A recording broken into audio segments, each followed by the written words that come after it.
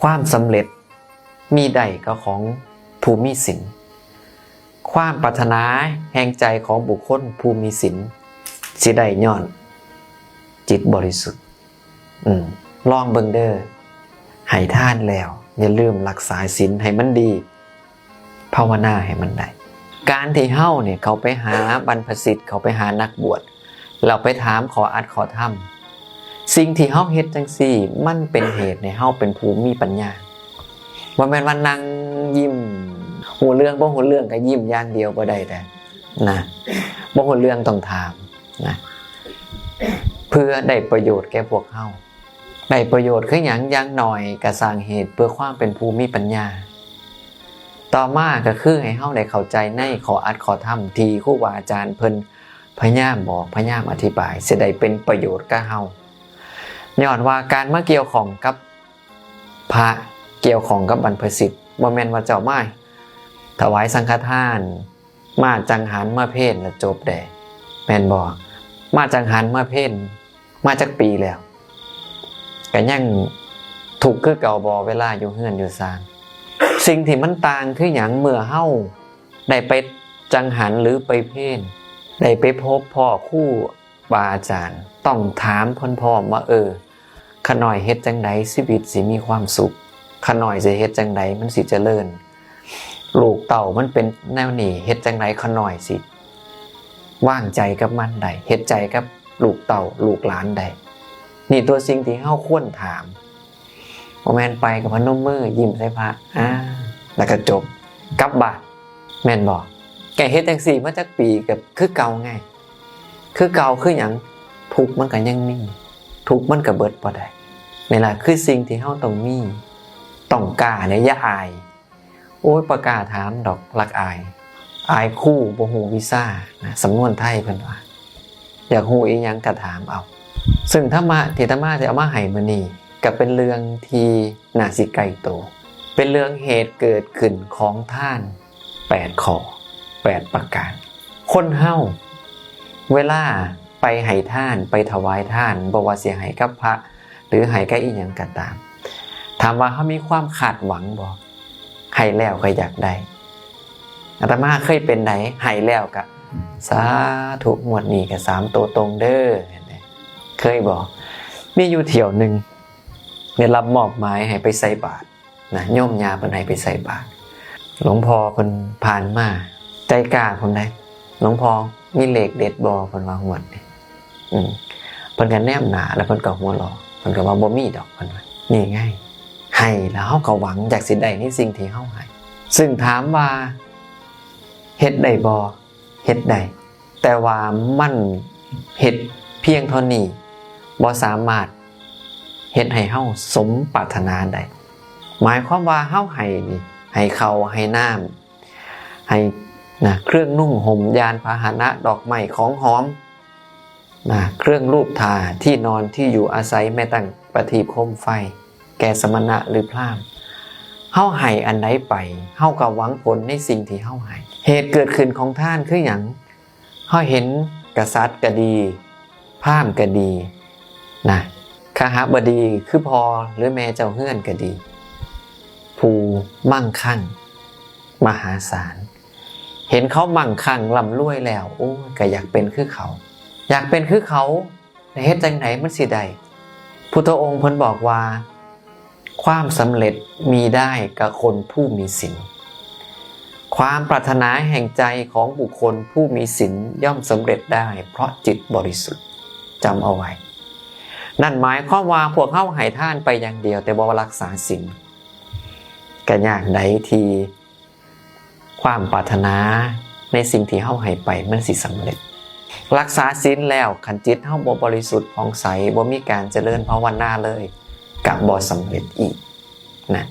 นั่นหมายความว่าทานศีลภาวนามันเป็นของคู่กันต้องเฮ็ดร่วมกันนักทานอย่างเดียวมันบ่พอหลายต่อหลายคนไหนอาตมาก็อยู่อีสานภาคตะวันออกเฉียงเหนือของเมืองไทยนี่ล่ะ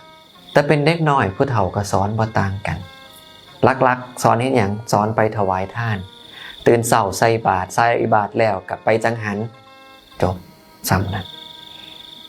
บ่ได้กล่าวถึงว่าศีลต้องรักษานะภาวนาก็ต้องเจริญได้บ่ได้เน้น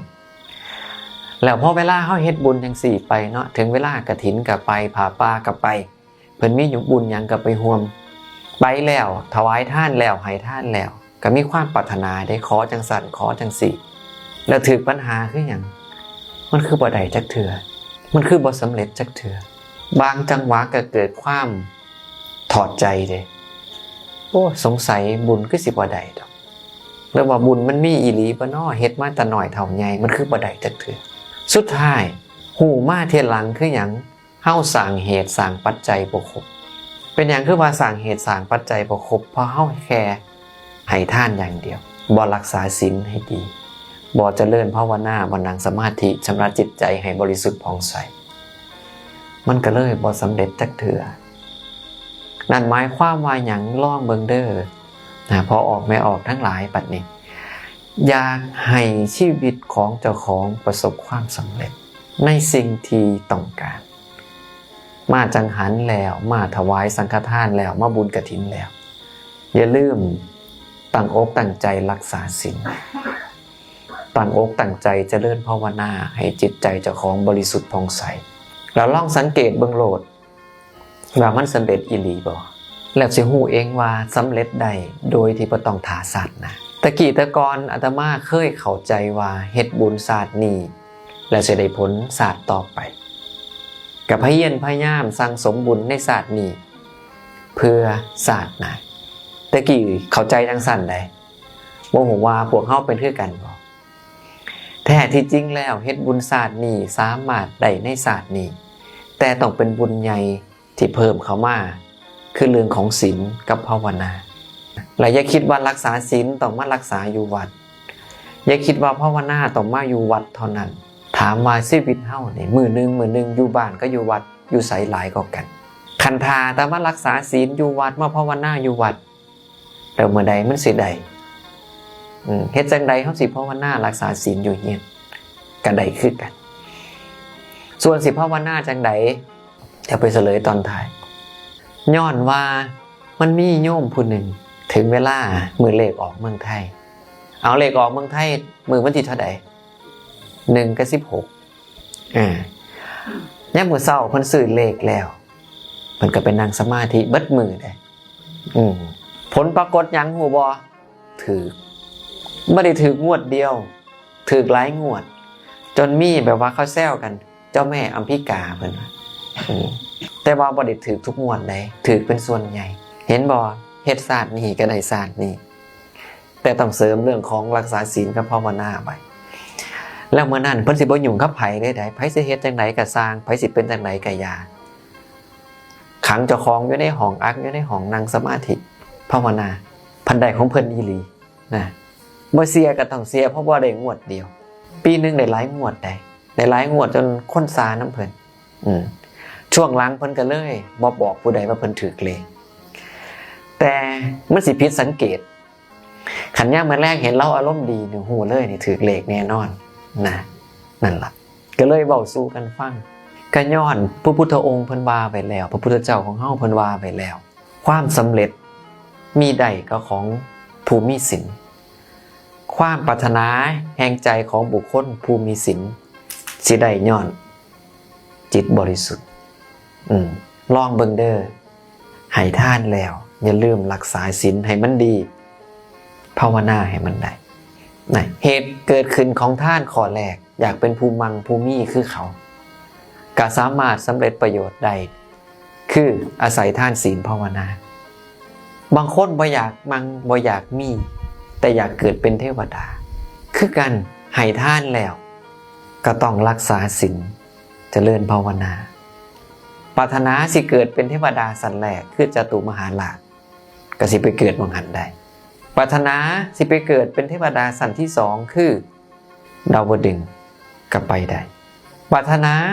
สิไปเกิดเป็นเทวดาสันที่สามคือย่ามาก็ไปได้ปรารถนาสิไปเกิดเป็นเทวดาสันที่สี่คือดุสิตปรารถนาไปเกิดเป็นเทวดาสันที่ห้าคือนิมมานารดีสันที่หกคือปารานิมมิตวสวัตติสวรรค์ทั้ง6สันนี่ อยากไปเกิดหม้องใดเลือกเอาเลยแต่ว่าเฮาต้องสร้างเหตุให้ถึกโดยการให้ทานแล้วรักษาศีลให้ดีเจริญภาวนาชำระจิตให้ผ่องใสจำคำนี้ไว้ดีๆว่าความสำเร็จมีใดกับคนผู้มีศีลความปรารถนาแห่งใจของบุคคลผู้มีศีลย่อมสำเร็จได้เพราะจิตบริสุทธิ์เห็นบ่เทวดา6ชั้น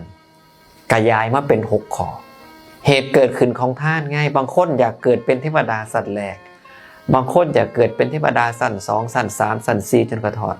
ชั้นที่6บวกกับอันแรกเป็นคนมั่งคนมีเห็นบ่7ข้อไปแล้วเทิงเบิดอาศัยหยังอาศัยการให้ทานรักษาศีลเจริญภาวนาต่อมาข้อที่8ข้อสุดท้ายอยากเกิดเป็นพรหมให้ทานแล้วมีศีลแล้วบ่แม่นแค่จิตบริสุทธิ์ได้บัดนี้พระองค์บอกว่าจิตต้องปราศจากราคะพวกนี้ต้องได้สมาธิแบบว่าอย่างหน่อยสั้นที่1พุ่นใดถึงสิไปเกิดเป็นพรหมได้เห็นบ่อยากเกิดไปหม่องใดนี่ชีวิตเฮาเลือกได้